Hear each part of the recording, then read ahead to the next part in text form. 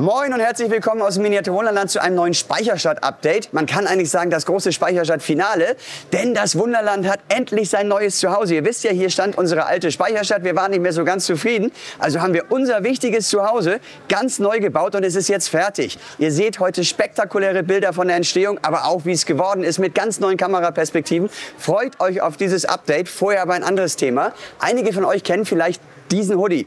Ein Einzelstück. Vor 2 Jahren hat mir meine Frau das zu Weihnachten geschenkt, weil ich Franzbrötchen so sehr liebe. Und den habe ich seitdem ganz oft getragen. Und nach jedem Film oder TV-Auftritt haben sich ganz viele von euch gemeldet, wo gibt's das Teil? Wir fanden das natürlich ganz toll, aber irgendwann haben wir uns hingesetzt und gesagt, Mensch, wenn so viele fragen, wollen wir den nicht vielleicht doch produzieren lassen? Und dann haben wir überlegt, soll es ein Einzelstück bleiben oder nicht? Wir haben jetzt entschieden, nein, wir wollen ganz viele Leute glücklich machen. Diese Franzbrötchen-Hoodie gibt's ab jetzt zu kaufen, denn meine Frau hat mit unserer Schwägerin zusammen in Indien eine kleine Näherei gefunden, die ganz nachhaltig produziert, und die sind jetzt eingetroffen, verschiedene Farben, verschiedene Größen. Macht euch selbst eine große Freude oder beschenkt jemanden zu Weihnachten. Ich liebe das Teil so sehr und ich bin mir sicher, ihr liebt es auch. Jetzt aber zu unserem Update. Schaut selbst, lehnt euch zurück, fantastische Bilder warten auf euch. Viel Spaß dabei.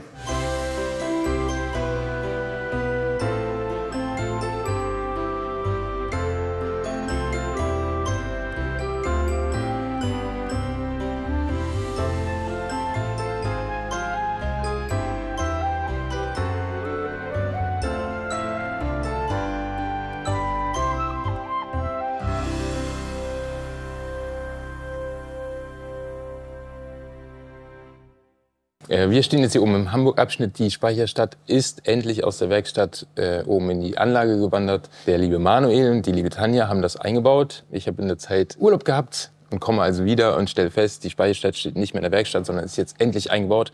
Sehr schönes Ergebnis.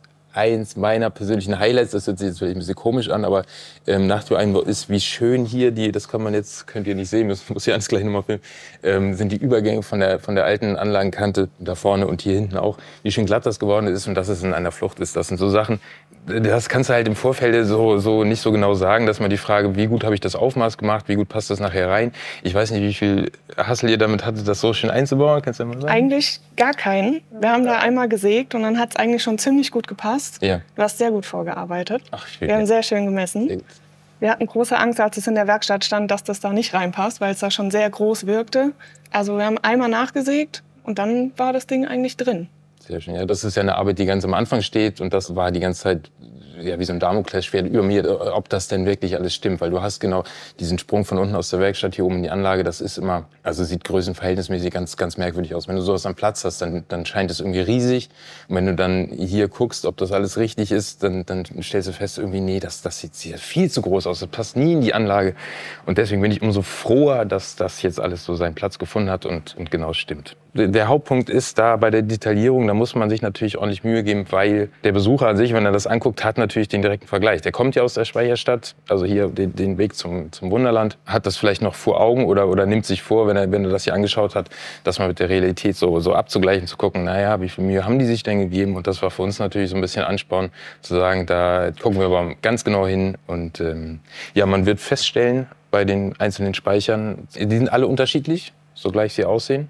Das war für mich auch neu. Also ja. Es war mir vorher nicht so bewusst, wie unterschiedlich diese Speicher sind und wie unterschiedlich detailreich und ausgeschmückt die sind. Vor allem hier Block E hat uns ja eigentlich, das war unsere Gemeinschaftsarbeit, du hast das gezeichnet und geplant, ich habe es dann zusammengebaut und gefärbt, und das ist eigentlich auch so mit mein Lieblingsspeicher. Muss ich auch sagen, also auch so von der Front her. Ja. Ist der halt super. Auch weil der noch nicht so krass renoviert ist wie manche andere Speicher. So, der hat noch so alte Patina, da läuft so das Wasser runter und diese ganzen Sachen. Und auch diese Steinmuster, es ist ja alles... Schön verschmoddert. Es ist Wahnsinn, ja. Wir haben das mal im Programm ausrechnen lassen. Wir haben insgesamt 3300 Meter allein an Fugen. Also diese ganzen Fugen von den Ziegeln sind in der Länge zusammengelegt 3,3 Kilometer. Das ist ja schon eine ganz schöne Strecke. Das ist ungefähr von hier bis zu mir nach Hause. Ist die Fräse also gefahren, wenn man so will. Ja, aber im Grunde genommen, am Ende würde ich sagen, das hat sich auf jeden Fall gelohnt, weil auch diese ganzen glasierten Ziegel und so, das muss ja alles passen. Und das funktioniert nur, wenn man auch beim Zeichnen schon darauf achtet, dass das Ziegelmuster halt Einfluss auf das ganze Haus nimmt. Also da haben uns relativ viel Arbeit gemacht, aber ich finde, das hat sich gelohnt.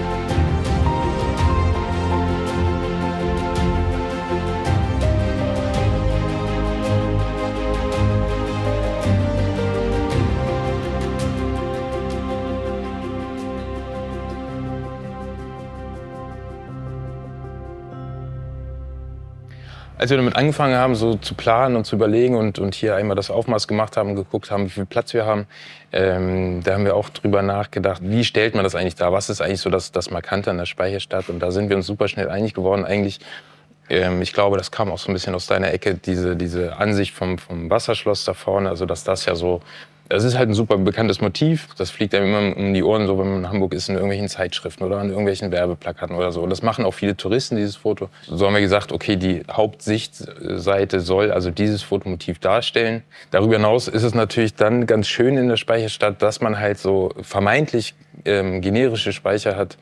So kann man das alles so ein bisschen zusammenschieben und trotzdem stimmt irgendwie die Logik. Also die Anordnung der Gebäude ist je nach Sichtseite irgendwie logisch und immer noch korrekt. Aber das haben wir, glaube ich, ganz gut rausgefummelt. Vorne sind auch noch 30 Zentimeter zugekommen, also ein bisschen tiefer konnten wir werden. Und diese Hauptsichtachse, also das funktioniert sehr gut, glaube ich. Ich finde auch einfach den Blick über die Dächer echt extrem schön. Ja. Wir haben ja das Wunderland im Wunderland und im Wunderland und im Wunderland. Also wenn man hier reinschaut, dann sieht man ja einen Teil unserer Anlage, unter anderem auch das Wunderland. Und wenn man ganz genau hinguckt, dann sieht man auch, dass in diesem Wunderland nochmal ein Wunderland ist. Es gibt eine Platine, die ich mit der gleichen Folie beklebt habe, wie auch die Formel-1-Strecke beklebt ist. Da habe ich Landschaft drauf modelliert. Und damit da mehr Leben auf der Platine ist, sind da Häuser noch draufgekommen, die ich gefärbt habe. Und manche davon wurden auch beleuchtet. Es soll einen Tag-Nacht-Rhythmus im Wunderland geben. Und dann müssen natürlich auch Häuser auf der Anlage angehen und beleuchtet werden. Und wie ich die Häuser gestaltet habe, das könnt ihr euch jetzt noch ansehen.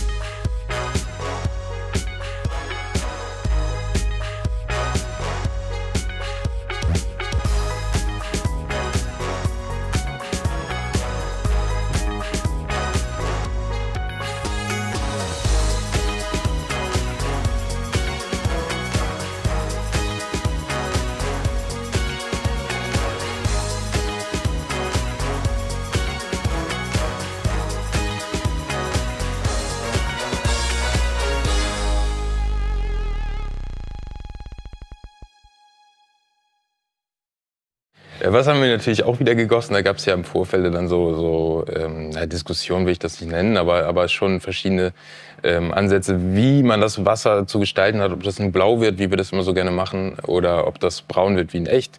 Wir haben uns dann entschieden, das zu machen wie in echt, also braunes Wasser. Dann ging es darum, naja, also wenn man rausguckt, da sind ja immer kleine Wellen drauf, der Wind geht ja so durch die Flete. Das wollten wir natürlich auch nachstellen. Da war so ein bisschen die Frage, wir haben so Stempel, mit denen wir immer in das aushärtende Epoxy quasi Wellen einstempeln. Das ist aber so schwierig in diesem Fall, weil die Flete relativ eng sind und du kommst da nicht so gut an die Kanten und so, kannst das nicht so gut machen. Und auch der Detailgrad hat uns da nicht so ganz so gut gefallen. Bei großen Flächen funktioniert das wunderbar, aber bei diesen kleinen Flächen war uns das irgendwie so ein bisschen grob, sagen wir mal. Und ja, da haben wir uns überlegt, wie können wir es machen. Wir haben dann als allererstes eine ganz normale Schicht von dem Epoxidharz reingegossen, 3 mm, wie wir das immer so machen. Haben das aber nicht gestempelt, sondern haben gesagt, okay, wir gucken, wie wir das hinkriegen mit den Wellen, machen noch eine dünne Schicht und pusten die irgendwie in Form und haben dann dieses Wellenspiel. Wir haben dann einen Test gemacht mit einem UV-aushärtenden Kleber. Der hat gut funktioniert, die konnten wir dann aber im Nachhinein nicht mehr reproduzieren. Das heißt, wir hatten eine Lösung, haben das alles dahingehend vorbereitet und haben dann festgestellt, es geht so gar nicht. Und da muss ich sagen, da ist mir so ein bisschen der Arsch auf Grundeis gegangen, weil auf einmal dann Wasser gegossen war, aber nur platt und das sah nicht schön aus, weil du hattest dann halt eine Spiegelung in dem Wasser, was genauso scharf war wie die Speicherstadt oben und ich wollte gerne diesen Unterschied zwischen ja, dieser Spiegelung in den Wellen, die so unscharf ist und diesem scharfen nach oben hin. Wir haben dann Material gefunden und das ist ein Harz geworden, also ein Epoxidharz, was auch UV-aushärtend ist, was man dann mit einer UV-Lampe aushärten kann. Das konnte man dann in Form pusten, konnte man dann mit der UV-Lampe aushärten, aber das war dann immer noch nicht glashart und wir haben das dann letzten Endes in die Sonne gestellt, um das komplett auszuhärten. Das geht zum Glück bei dem Ding, das ist leider nichts, was wir dann auf die Gesamtanlage übertragen können. Hierfür hat das gut funktioniert und es ist gut ausgegangen.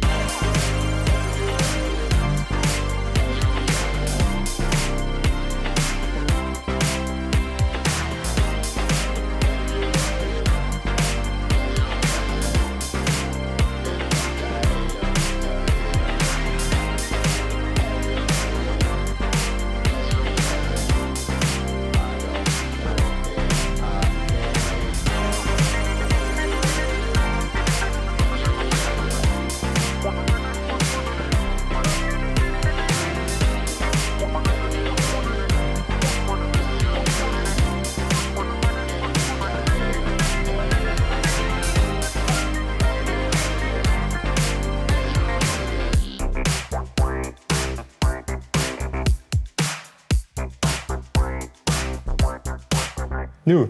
So, Was machen wir nu, Tanja? Sag doch mal. wir gehen jetzt in den holländischen Brok und trinken ein Bier. Und wie könnte das ungefähr aussehen?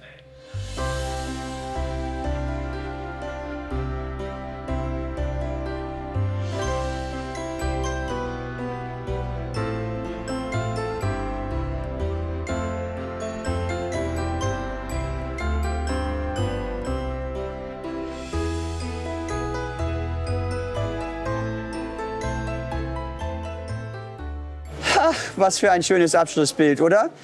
Wunderschön geworden. Ich bin stolz wie Oskar. Wir stehen hier selbst als Team oft davor und sagen, jetzt ist es unser Zuhause. Ich weiß nicht, wie ihr davor stehen werdet, ob ihr diese ganzen Details entdecken werdet. Man kann hier eigentlich alleine an dieser Ecke eine Viertelstunde verbringen. Bin ich gespannt drauf, wie ihr es wahrnehmen werdet.